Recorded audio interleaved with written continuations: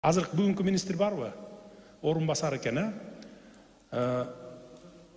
5-нчи күнгө чейин силерге мөөнөт. 5-нчи күнү саат 17:00-дө Рахат Ирсалиевди жетелеп алып чогуу келесиңер, келишим, баасын сүйлөшөсүңөр. Бүгүнкү канчадан импорт кылып атабыз биз. Ошону менен келишим түзүп, маселесин 100% чечип келип 17:00-дө далашт этесиңер 5-нчи күнү. 2 күн срок силерге.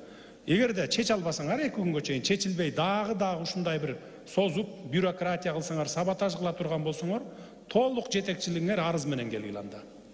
Эми мындан ары ушундай саботаж кылып, аткарбай, указдарды аткарбай, мыйзамдарды аткарбай, ушундай бюрократия менен заниматься этсеңер, жөн эле кызматтан кетпейсиңер. Анда камалып кетесиңер. Мына мен бүткүл бизнесмендердин, бүткүл элдин алдында айтып коеюн. Мындан ары бюрократизм деген болбош керек.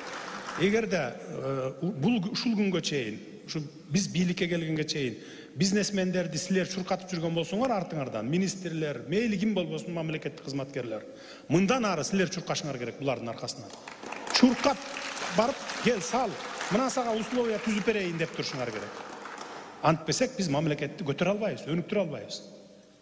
Мына дагы деле айлап жылдап бүтпөй жаткан кагаздар бар министрликтерде. Согласование жиберген кагаздар айлап жылдап жатат, мына 1 ай 2 айлап жатып атат мынакей ошо.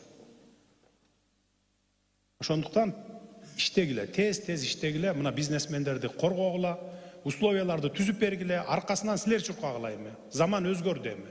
Эми жаңы заман менен кетели эми. Эски заманды унуткула. Аркаңардан 1 күн 2 күн чуркатып койсо, барып чуркап барып туруп пара бере салат. 10 миң деген, 20 миң деген, миллиондогон долларларды бере салат деген психологиядан кеткиле андан.